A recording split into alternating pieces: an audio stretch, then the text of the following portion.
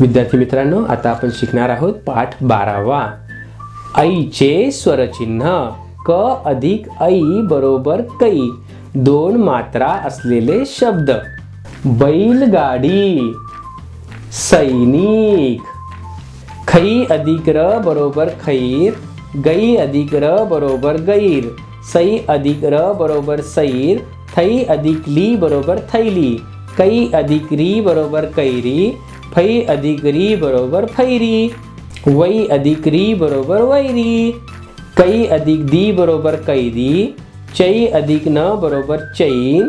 जै अधिक त बरोबर जैत. जै अधिक न बरोबर जैन. दै अधिक व बरोबर दैव. मै अधिक दा बरोबर मैदा. भै अधिक रू बरोबर भैरू. मै अधिक ना बरोबर मैना. पै अधिक सा बरोबर पैसा. लै अधिक ला बरोबर लैला. बै अधिक ल बरोबर बैल. पै अधिक लू बरोबर पैलू. मै अधिक ल बरोबर मैल. वै अधिक र अधिक न बरोबर वैरण. वै अधिक भ अधिक व बरोबर वैभव. मै अधिक दा अधिक न बरोबर मैदान.